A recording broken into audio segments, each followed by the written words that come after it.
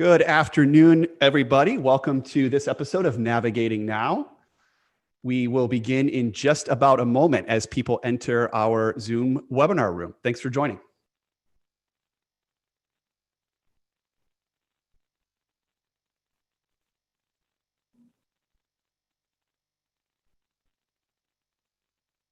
Welcome, everybody, as you join us via Zoom. We also welcome our LinkedIn and our YouTube community to this episode of Navigating Now. We will begin in just one moment. Thanks for joining.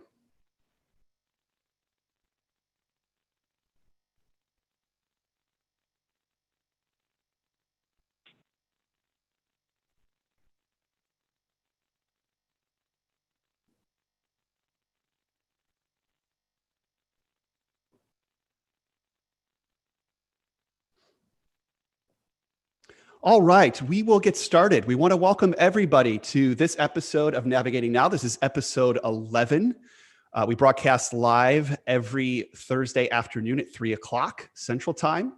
And we have yet another great episode lined up today. This is the third in a four-part series on building resilience. And before we introduce our guests and our facilitator for today, a couple of housekeeping items. First and foremost, we want to welcome everybody to those of you who have joined via Zoom.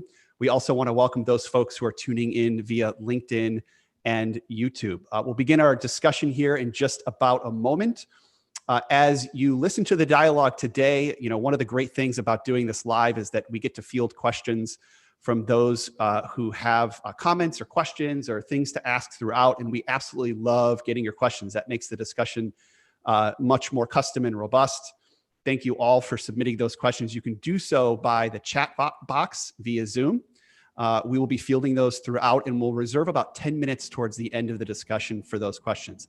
Those of you who are joining via LinkedIn and YouTube, you also can check in with us and submit your questions via the comment box below the live broadcast.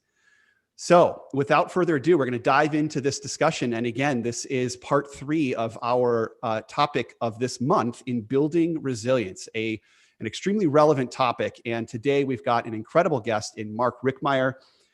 He is the CEO at Table XI. They are a Chicago-based custom software design and development firm. Rick, we are so excited to have you at the table. Thank you so much for stepping into the discussion. Thanks for having me. And without further ado, I'd like to introduce our facilitator for the day, Kathy Ock. Kathy is a partner here at Thoughtium. And Kathy, thank you for joining. And I will hand the discussion over to you. Thanks very much, Anthony. We're so thrilled to have Mark joining us today. And maybe we can just start, Mark, with you sharing a little bit about your role at Table XI and a little bit about your background. And maybe you can also bring forward a piece of good news for all of us. We can all use a bit of good news right now. Yeah, sure. So let's see. My name is Mark. I'm the CEO at Table XI. We're a software development company here in Chicago. And let's see, a few things about me. I have lived in Chicago for a long time. I have a kind of a sordid history with the city. I've gotten antsy and left 5 times and moved back 5 times. So we did a good overseas. I lived in the UK for a while, which is actually where I met my wife, who ironically is also from Chicago. We just happened to meet there, came back and then did India and Australia and Germany, and then finally came back to settle down in 2010. So wonderful.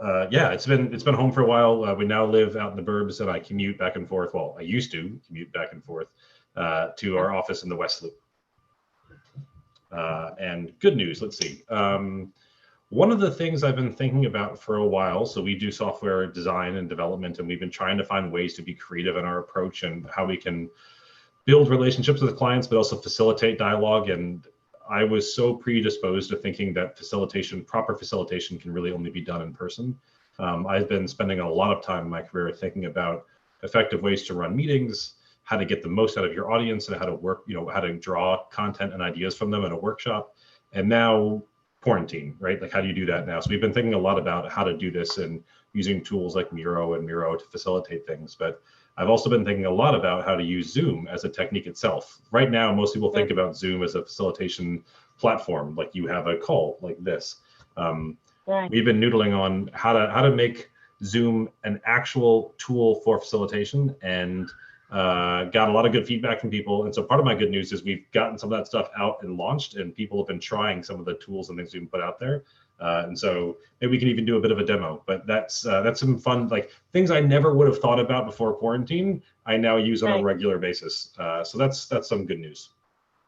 Yeah, that's wonderful. We all have had to get so much more creative, and we've had to reimagine all kinds of things over the past 90 days, and who knows what 90 days holds.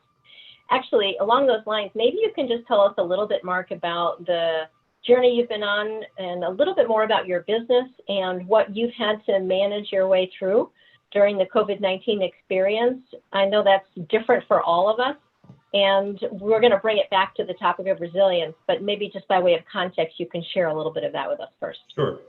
So a little bit more about what we do. We're about 50 people, and historically we were all in Chicago. We now have people that are, I would say, maybe 2/3 in Chicago. About 1/3 of the company are in all kinds of different locations: Spain, Macedonia, Scotland, Colorado, New York. So we have people that, as we've been leaning into distributed work more, being able to take advantage of really smart people that just want to live at other places.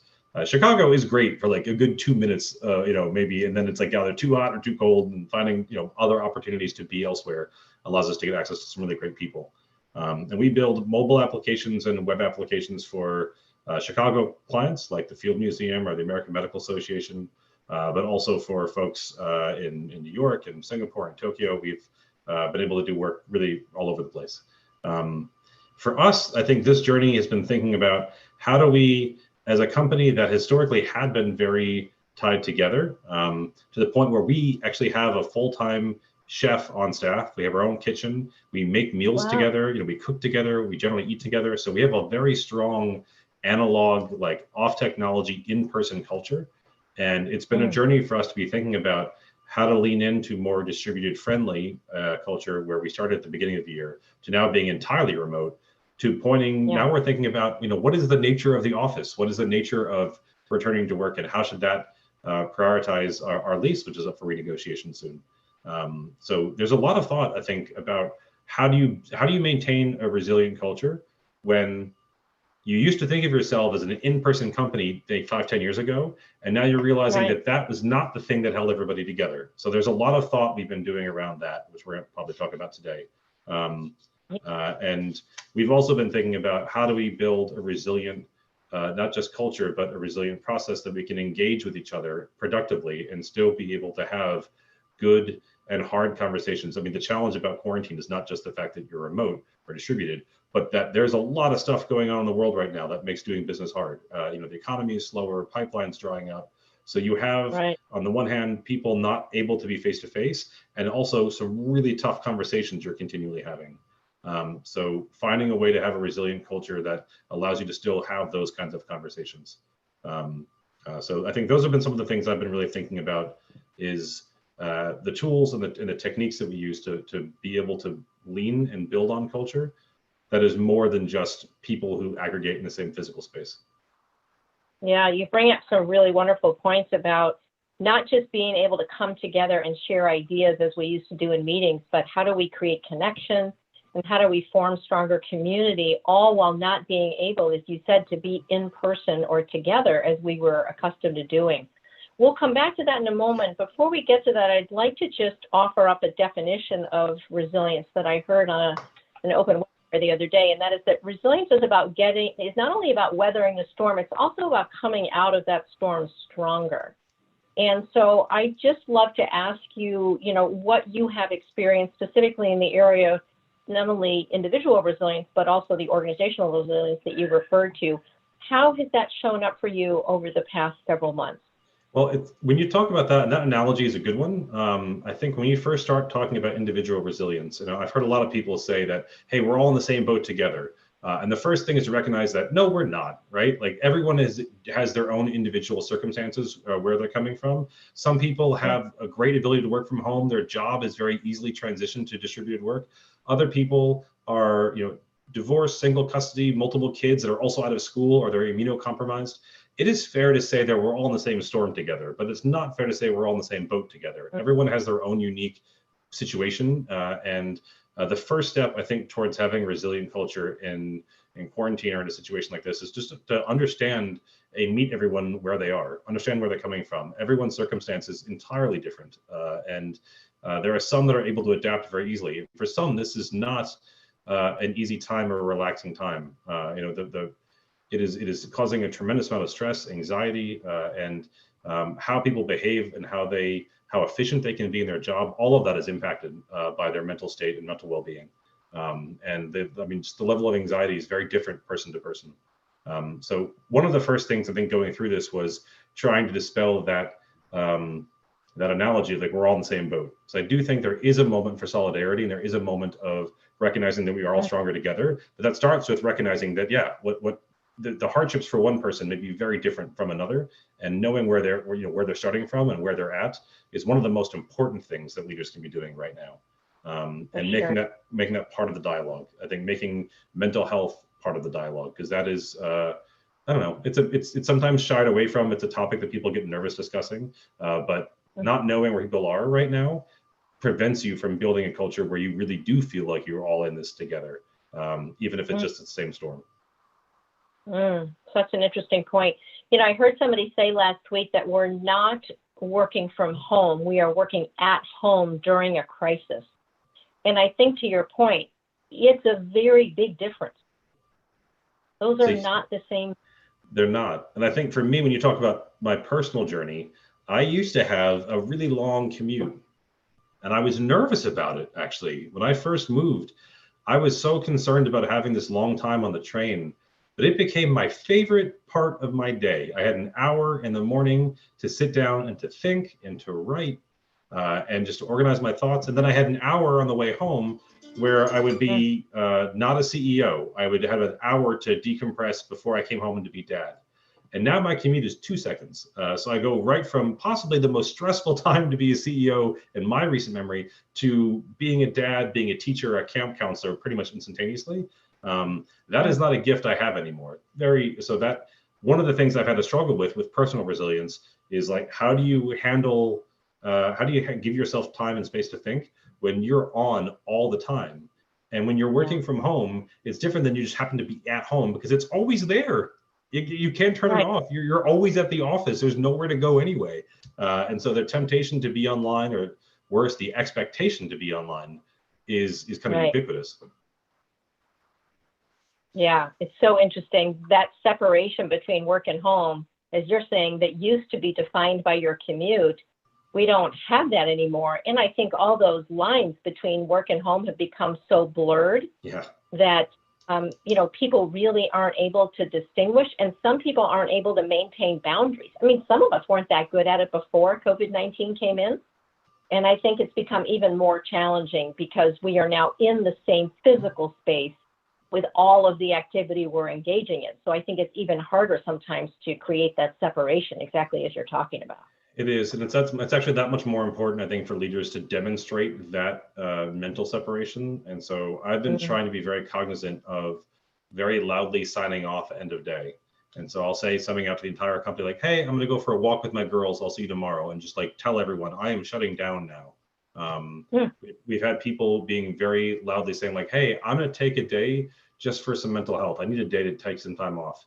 And not hide that, but be like, yeah, I'm going through some stuff. I need a minute. And so I'll see you more like loudly taking time off, because I think it's just so easy for all those things kind of blur together.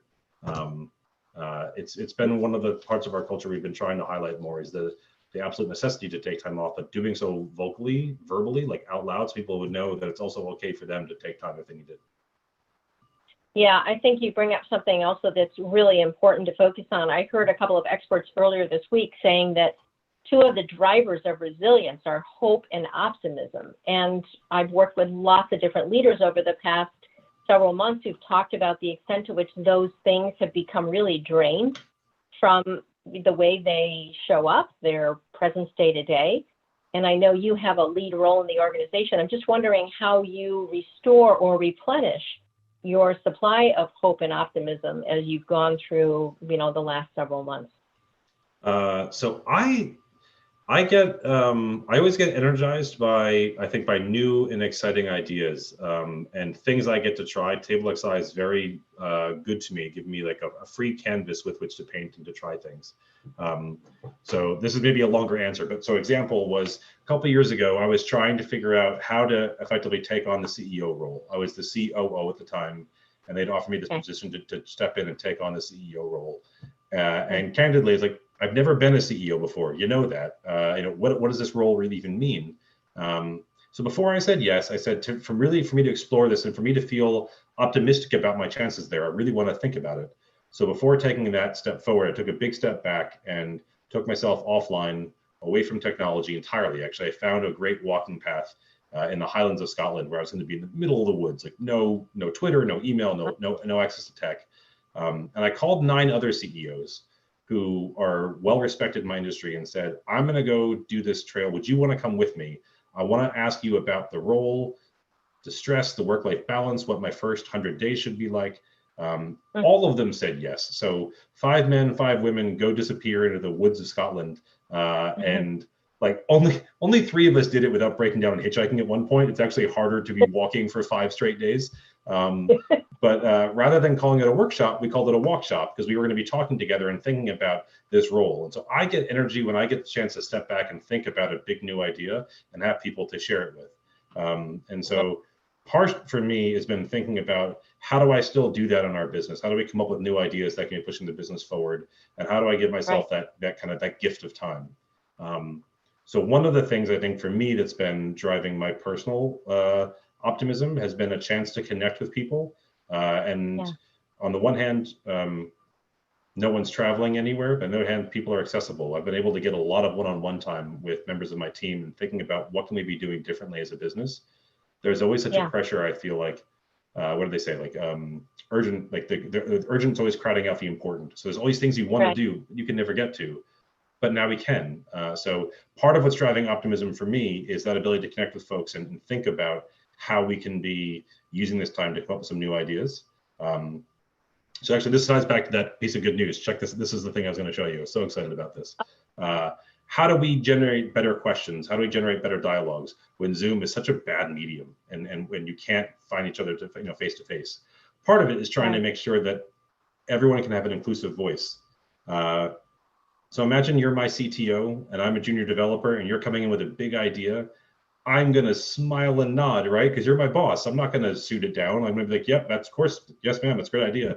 And if you can challenge and have a really good, productive conversation where you're leaning into that conflict, you can learn more about the idea itself. So we started thinking about how to use Zoom to facilitate that, where I might ask someone to be, let's say, the devil's advocate and say, hey, can you, for the purposes of today's meeting, can you be a devil's advocate and say, like, I don't know, boss, I think I want to challenge that and think about another way of working.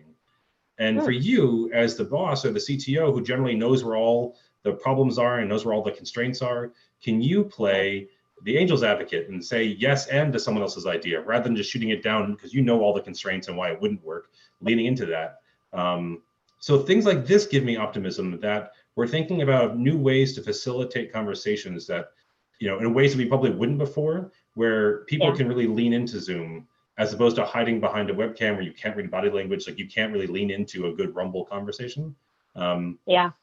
Even this one, my favorite, I think, is when you get to be the meeting toddler, which is my favorite. You can say things like, listen, I'm just a toddler, but I don't get it. Explain it to me like I'm 5, you know, like, and you can push on things. This gives me optimism that we're thinking about ways to connect that we wouldn't have otherwise. And so I think when you get that chance to connect with people and really think about where you're at, that kind of stuff brings tremendous amount of energy to me. Like new ways of working, new ways of approaching things.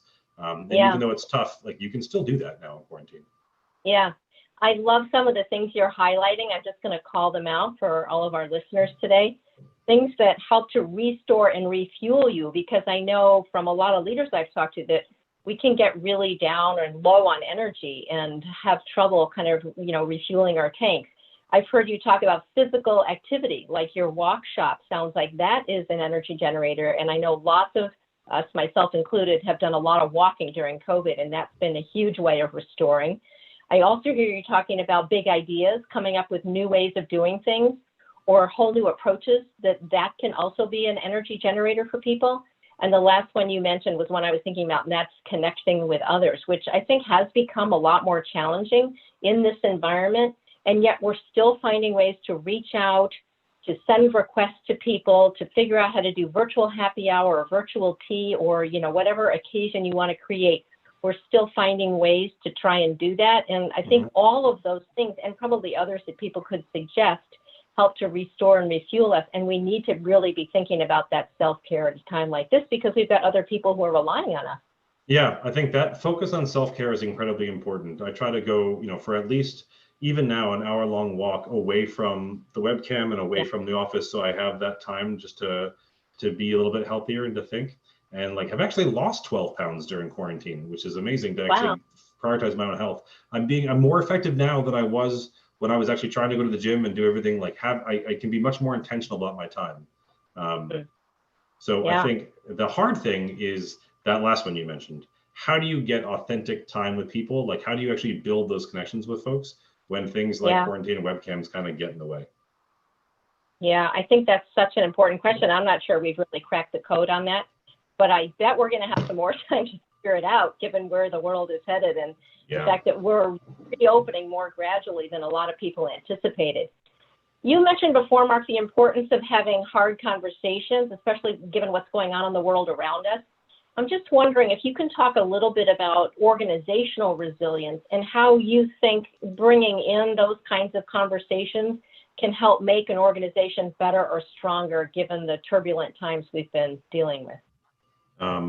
So I think that there are a couple of things I would maybe lean on there. One, I've been reading, as many people have, Brené Brown's book on Dare to Lead, and thinking about how do you lean into difficult conversations, or rumble, as she puts it, with vulnerability. And one of the things we've been trying to introduce to everyone is this concept of putting on your armor. When do you know, whenever someone says something, when do you armor up?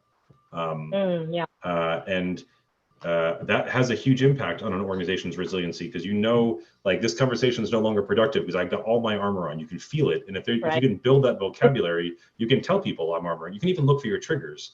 A friend of mine, actually our creative director, pointed out mine. I didn't even realize this about myself. He said, you realize you armor up whenever someone uses a superlative, you just armor up and you're super defensive. And I was like, what are you talking about? He's like, if anyone ever says never, like, we never do this, or we always do this, he's like, holy crap, do you armor up quickly? And you're so quick to change. Like, you know, there's that one time we did do that. And we've tried this other thing. Like, whenever superlatives come out, I get super defensive and I armor up. And knowing that allows me to recognize that pattern and lean into conversations where some people are maybe saying something that maybe not factually accurate, but it's how they feel at the time. And I need to be able to understand that feeling, even though I'm feeling that armor up. So part of, I think, building a resilient culture is building the vocabulary to have conversations that lead to that difficult armor, like, coming on. So just even knowing about that about yourself, or knowing that about a company, I think has helped quite a bit. And there's one of the biggest topics, I think, that get people nervous, get people anxious, that leads to a lack of resiliency, is race. Race is a difficult topic. It's incredibly, people don't understand the impacts it has. They don't understand the biases and the privileges that people have. And it's a difficult topic to talk about. It has a huge impact on how resilient people are. Anyone in the last 2 weeks, I guarantee, is feeling stress, anxiety, fear, anger. All of those things impact your ability to show up at work safely. And I think those are conversations we also need to be able to unpack and have, and lean into that discomfort to have those conversations, to truly be able to have a resilient company that can find a way to keep a company culture together. You have to be able to lean into those dialogues and understand perspectives that are not your own. So I think all of us have some work to do if you're really thinking and serious about building a resilient culture. Yeah. And it's hard in quarantine, and it's harder with topics like race that I think put people on edge. But you have to lean into it. Yeah, you know, it's so interesting what you're saying. One of the most important things, and I know from all the work I've done in Brené Brown's research and methodology, that we have to create that safe space in order for people to step in and be vulnerable and be willing to share things or disclose what they're thinking. people have to be willing to do that without judgment, or they will armor up so quickly you won't ever really get past it. So I think that's such a challenge in organizations, because from all the conversations we've been in with people, we know that oftentimes the space doesn't feel safe. And now we don't have that physical space, right? As you were saying before, we have the virtual space. So figuring out how to make it okay for people to bring in their point of view, whatever it is, and whether it aligns with somebody else's or not, it's still, as you said before, it's still what they think, and we still have to create the space for them to be heard.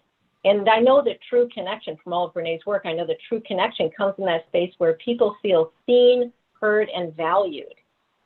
And I think doing that on really hard topics is a huge challenge, but one that is definitely worth taking on. And it's, I think it's very hard when those topics force people to become vulnerable in ways that they are maybe not comfortable with, or bring up topics that's difficult to discuss in a group forum. Like for me personally, when people were saying like, why do you get so defensive when this topic comes up? I had to really re-examine why that happens in a group full of people. But knowing that about myself allows me to say what someone needs to hear and not what I want to say, and understand how I can gauge my reaction, or just to learn more about the perspective someone's sharing with me that will cause me to be either aggressive or defensive, or whatever the technique, whatever the reaction is. But some of the best companies I know have really leaned into this kind of meta conversation of how do we talk about conflict? How do we handle conflict? HBR had actually, our Harvard Business Review had a great series on conflict resolution. They just released a whole white paper on it, specifically around how do you try to bring up and tackle tough subjects. The companies that don't shy away from that are the ones that build better products and build better teams and have more resilient cultures. But it's not something you learn in school, right? Like you actually have to study how do you lean into tough conversations. It's not a thing that we all just know organically. That is so true. And the reality is that vulnerability is the birthplace of so many of those things related to innovation, creativity, to curiosity. If we can be vulnerable with each other and learn to take those risks, it opens up the opportunity, I think, for so much more than to follow that. So I think that's really a wonderful point. Can you maybe just speak for a moment about some of the key lessons you've learned about resilience, what you will carry with you over the next 90 to 120 days? Because I know this period of time has created some new opportunities for all of us, and has maybe also allowed us to be pleasantly surprised by some things. And maybe there are some things we want to take with us, and I'm just wondering what you would like to carry with you. I think, so we asked some of those questions actually to our whole company. We're asking, I think the question was, what part of the old normal do you not want to go back to? Like, that was an interesting way to think about lessons learned. Okay. And so for me, I've realized that I get energy from two different sources. One, I get energy by being around other people. I'm like an off the charts extrovert. And it's hard right now to be able to do that because you can't get together. There's no outlet for it. So I've been finding creative ways to be able to get to know and spend time with people outside of TableXI, but also within my own company, thinking about how do you build organic and authentic conversations when you can't just bump into someone at the water cooler, or in our case, in the kitchen with the chef.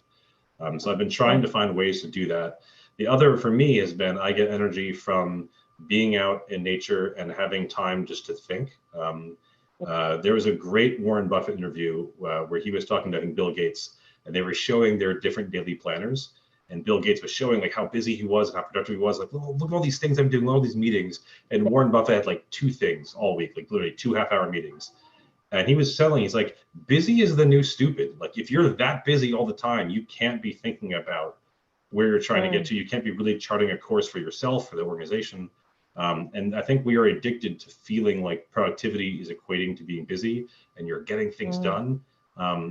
One of the big lessons learned, one of the things I continually struggle with, is giving myself the explicit permission to be like, I'm going to sit and think, I'm going to get some time to read, some time to learn, whether I'm going to be doing like a webinar or something like this, where I'm engaging others in the community, where I'm not trying to knock out emails or pound paper and getting on the phone. Like, I really want to just give myself that time. It is really hard, especially now when you are isolated, to not see that as a valuable use of time. I think there is this addiction to being busy and this desire that I'm only productive when I have a full calendar full of stuff to do. And it's so antithetical. I think getting It's one of the biggest lessons learned I've had, even from before quarantine, is that busy is the new stupid. I think Warren Buffett is exactly right. And giving yourself that time to really think is one of the lessons I really want to take away from all this. Giving yourself the time and hopefully one day the space to get outside and like be away from the house, and just giving that time to yourself. Yeah, my gosh. There's so much that we can learn from that. I think one of the things that I discovered is that space also gives us a chance to have more grace. That when we're rushing from one thing to the next, it's hard to have real grace about your presence. And it's hard to be fully engaged and really feel like you are where your body stands in that moment, whether it's virtually or physically. And I think we know, or we're learning more about how space open up those opportunities for us. That's a skill that's also learned. We talked earlier about how do you learn to have those interaction skills where you can lean into conflict. I think that ability to give yourself that mental space, it's called mindfulness, like that ability to be in the moment so you can respond to something without reacting to it. That is hard work. And I will admit that's something I struggle with. I've been very pleasantly surprised using the Calm app. I think when someone first mentioned meditation to me, I was like, I'm the hippy dippy stuff. Like, that's not going to work for me. I don't understand what that's all about. I'm not into yoga. And they're like, no, this has nothing to do with that. It's all about how do you build a resilient mindset to handle chaos and stress and anxiety. And it's been very good, I have to say. I'm a big convert. I love the Calm app. So it's been a good way to guide myself through some of those things. And I've been trying to bake that into my routine.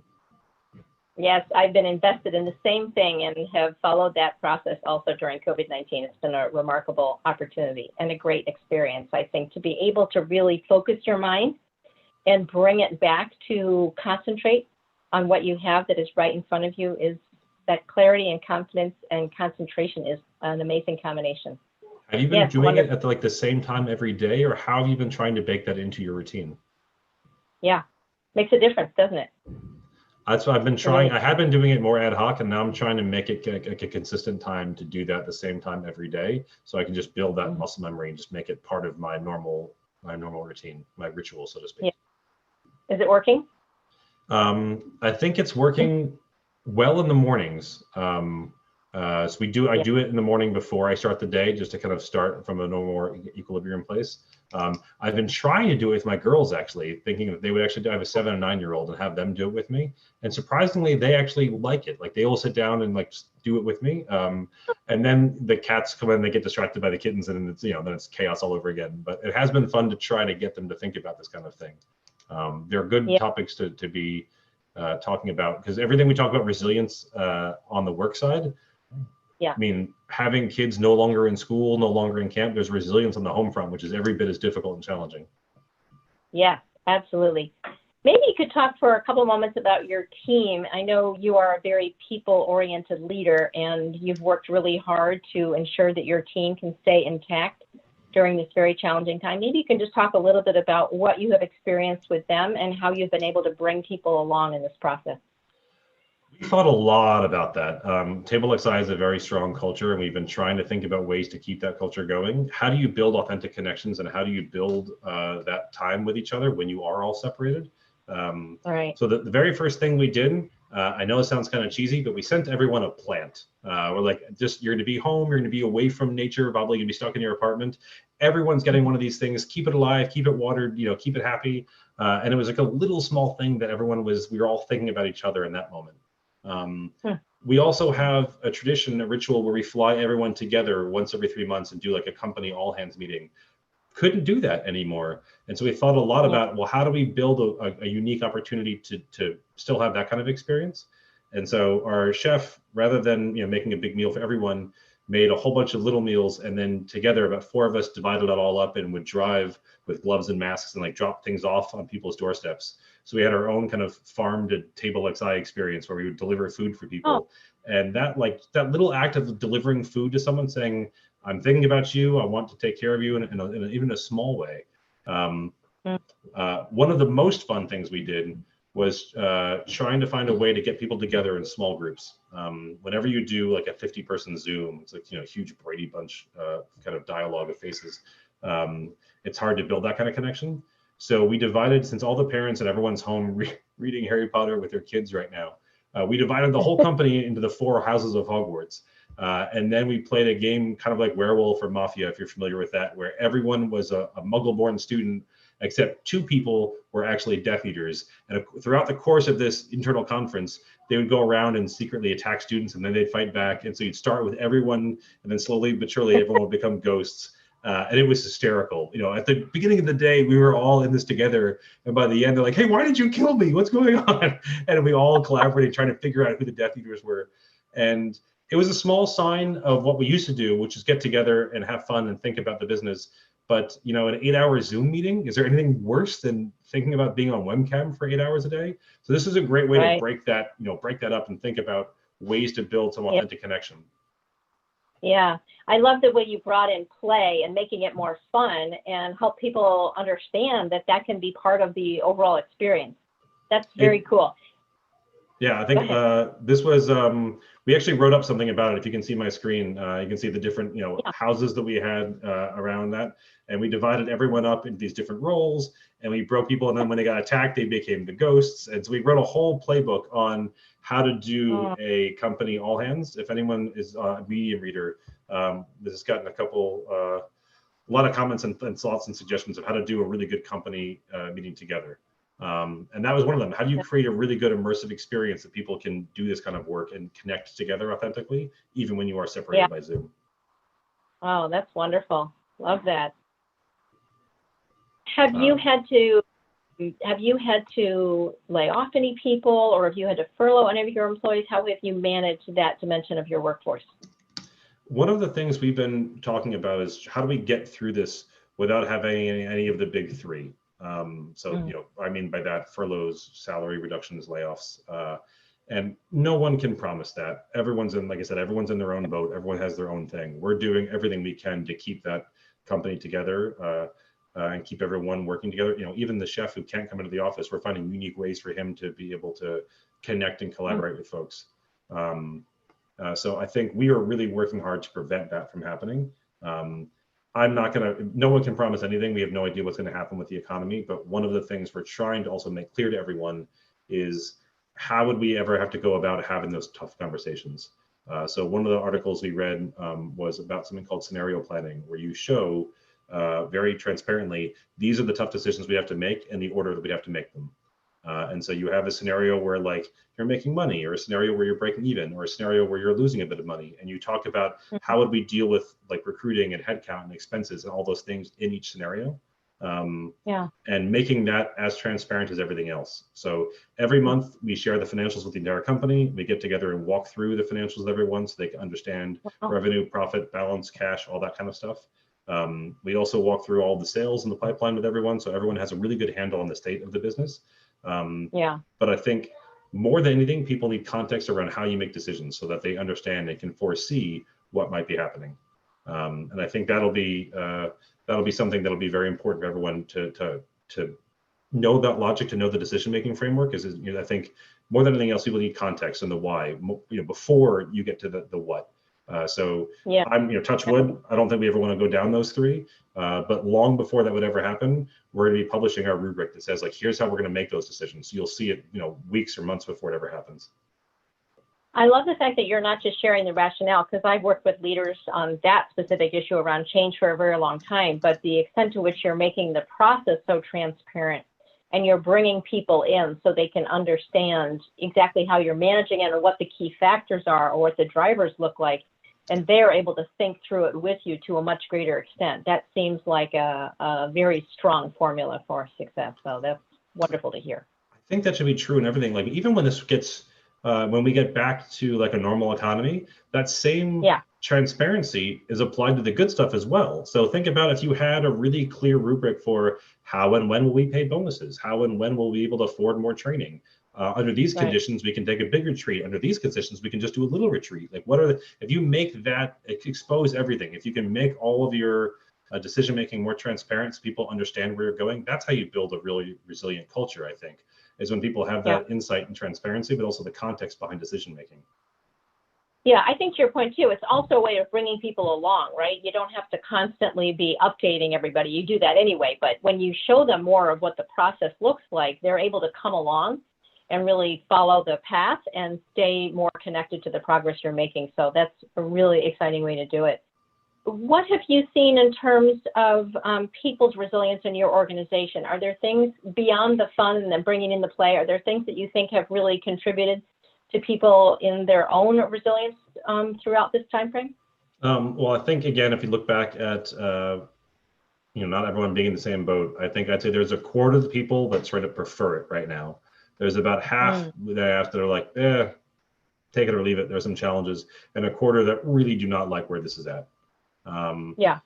So we've been doing things to help wherever they are in that spectrum. So the first thing we did was give everyone a stipend to say, you're going to be working from home more than you ever thought you would. That probably means you might need like a desk or a monitor, like a standing desk and better lighting. And so we gave everyone money to be able to set up their proper work environment, so no one was really disadvantaged by this sudden shift that they couldn't anticipate. The second was reevaluating our benefits. And so there are people that wanted to be able to have better mental health and be meeting with a therapist, or take some time off, or maybe even go on short-term disability based on where they were feeling. And so being able to have an improved benefits plan that allowed people to be doing whatever they needed to take care of themselves. Wow. And then the third, I think, has been trying to figure out the things that build that resilience in each person. For some, like me, it's that connection with other people. If anyone has a very strong Slack culture, there's an app called Donut that allows you to build easy one-on-ones with people and get virtual coffees booked up in your calendar. So it's looking for people you don't regularly communicate with, and it finds a way to connect you again. We've also been doing things like the virtual happy hours and virtual game nights and things that allow people to build that sense of connection. For others, I think it's understanding and having a shared sense of purpose. And so they want to know, what are we doing? How can they help? Everyone wants to be productive and having something to do to help us all get through this. So a lot of people have been jumping into things that maybe they wouldn't have done before. And right now, a lot of that honestly is focusing on our DEIB roadmap, or diversity, equity, inclusion, and belonging. Where are we going as a company, and how can people lean into that? I think people are really trying to understand their place in that right now. Yeah, it's so encouraging.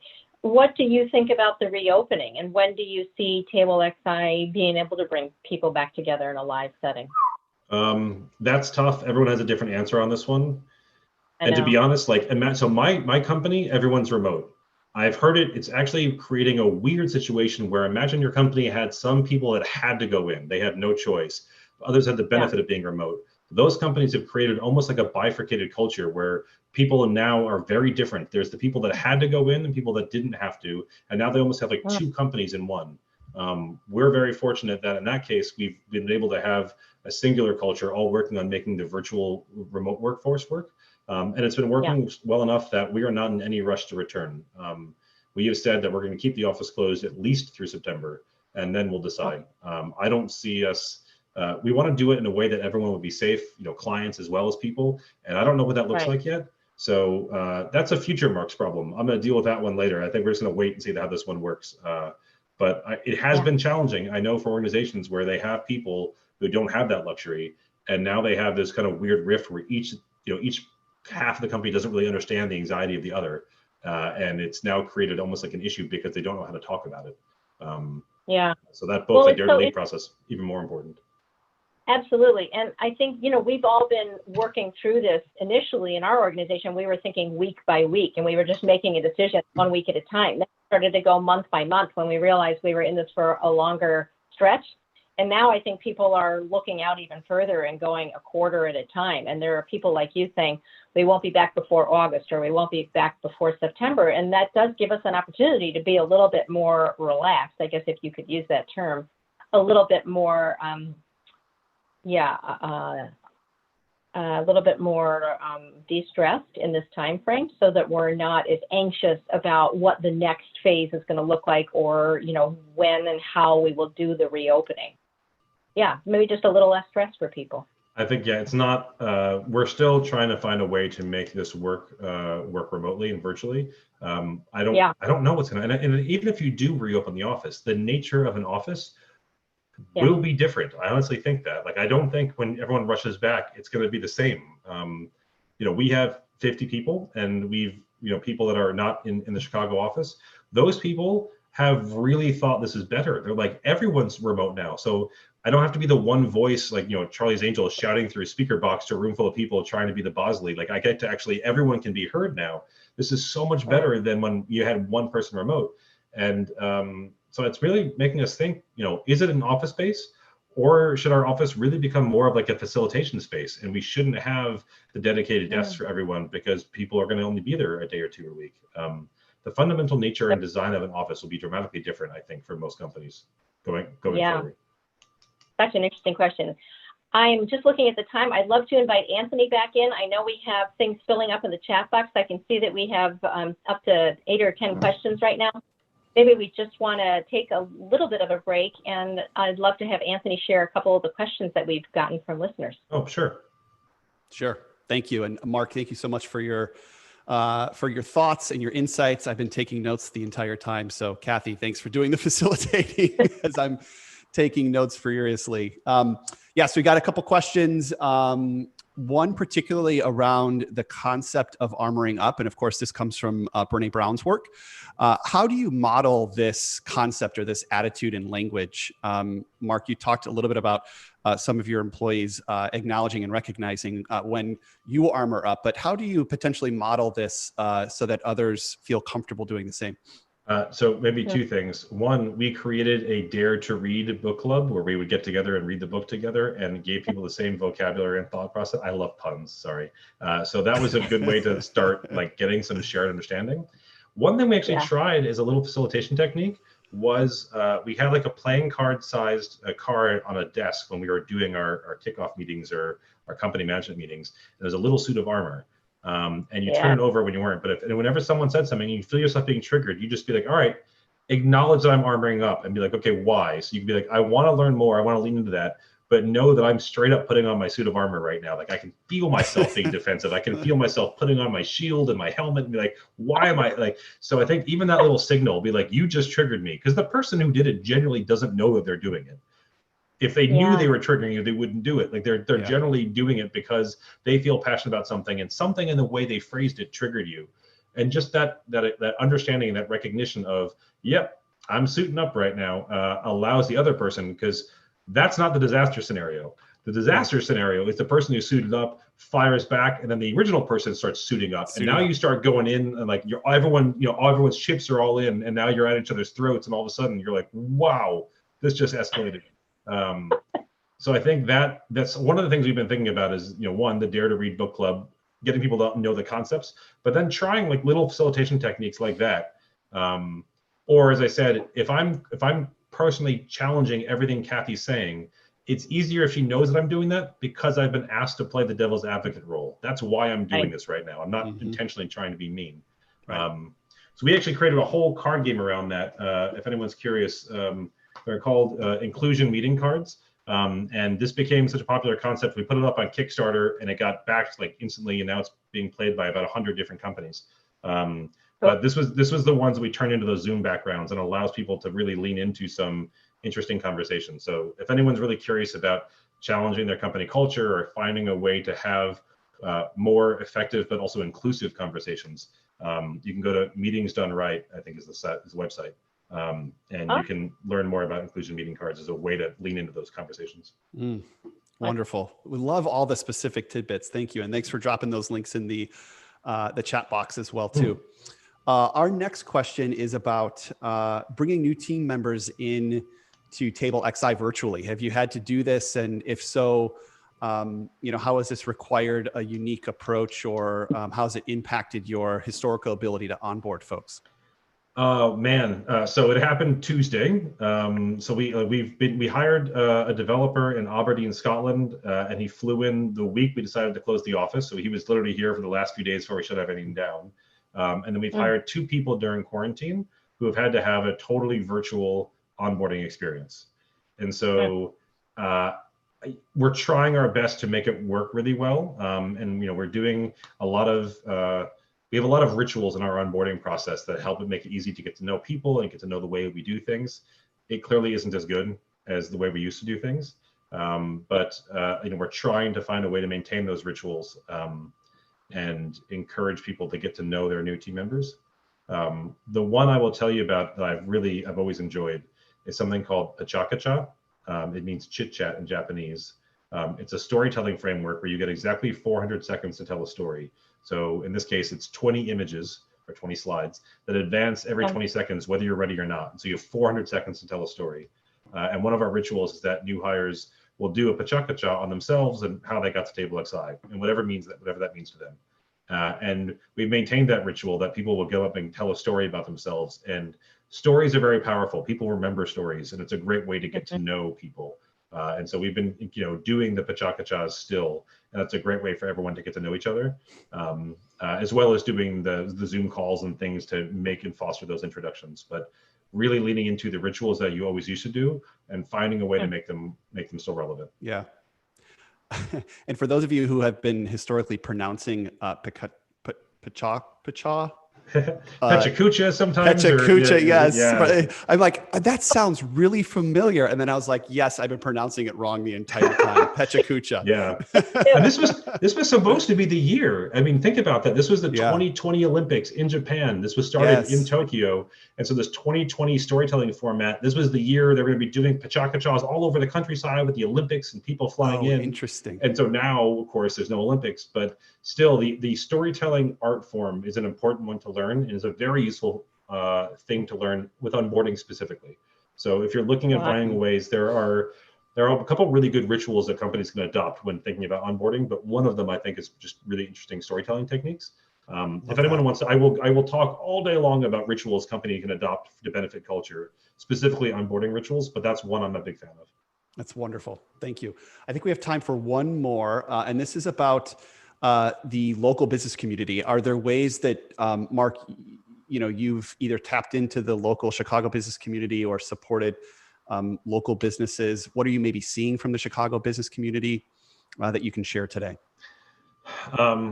It's interesting. You'll have to ask me that question again in a month. I can tell you what I've been doing so far and then what's about to happen. So what I've been doing so far, I used to host a breakfast about once every, 6 weeks or so to bring execs from across the city to get together and talk about some kind of concept we can all benefit from. A lot of them were actually around rituals that people could adopt in their companies that would help improve and strengthen company culture. Once quarantine happened, do you remember like March was the longest year in your life? Like every week there was a new thing, every day there was a new thing and everything was changing.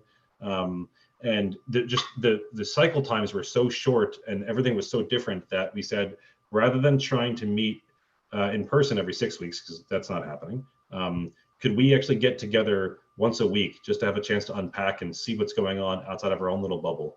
And so a few execs in Chicago came together for what we call the Courageous Executive Huddle. Every Friday at 3:30, we get together and talk about some topic, and we'll invite in a guest speaker to talk about and address something, everything from sales to negotiation to culture, storytelling, lots of skills and things that would just help us take us away from our own little bubble to engage with others. That's been wonderful to reconnect with people every week and see some familiar faces and just kind of get us an understanding of what's happening outside of Table XI. A month from now, so Forbes organizes citywide events and has been doing that, I think, at a national scale. So Forbes National will come and set up opportunities for executives to meet and to network in LA and New York and Chicago. And they're recognizing the need to be able to build regional communities. And so they just created, like literally today, just announced having local chairs for the Forbes different business communities. And they've asked me to be the Forbes chair for Chicago.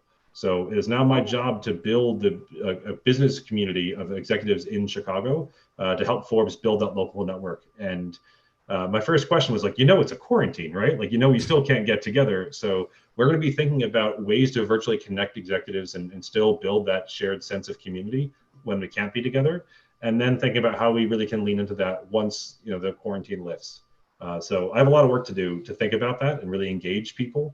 But it's going to be a big part of my mind going forward is, how do we really take the things we've been learning around building resilient cultures and building connections inside of Table XI, but now doing it across Chicago.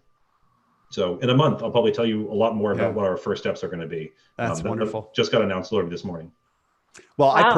I personally love the concept of rituals. We're hearing more and more about the power and the impact of rituals in your self-care and your personal care. And I think that concept as applied to the way that you approach your culture or even just your day-to-day communication within organizations is extremely powerful. So again, thank you for sharing that. It's good to think about those rituals. There are rituals that people do, there are rituals that teams do, and there's rituals that companies do. And there are different rituals that you would use in moments of conflict. There's different rituals you would use in when you want to brainstorm or ideate.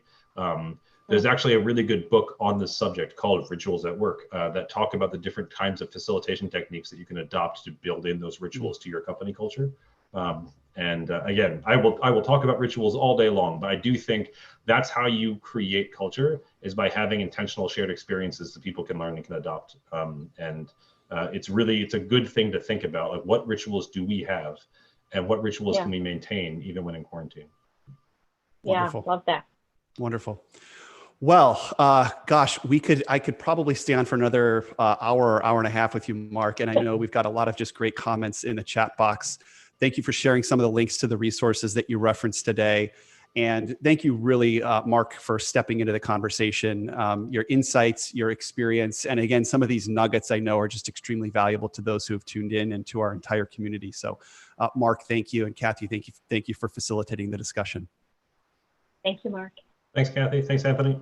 Wonderful. So to close up, we would like to share that we will round out our June monthly series on building resilience next week, same time, same platform. So June 25th at 3 p.m.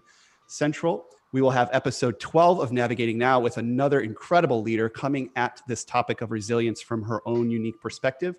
Jennifer Hatton from Follett Higher Education will be joining us next week at 3 o'clock. So we encourage all of you to register for this. You can register for free today at Thoughtium.com/live. We'll also be posting a recording of this episode within about 30 minutes from now. So you can go back and reference all of the great material and insights that Mark shared. You can also watch any previous episodes at Thoughtium.com/live. So to all of you who have tuned in across Zoom, LinkedIn, and YouTube, we thank you for joining. We look forward to providing you great leaders like Mark and others on a week-to-week basis. We'll see you next week, everybody. Thank you.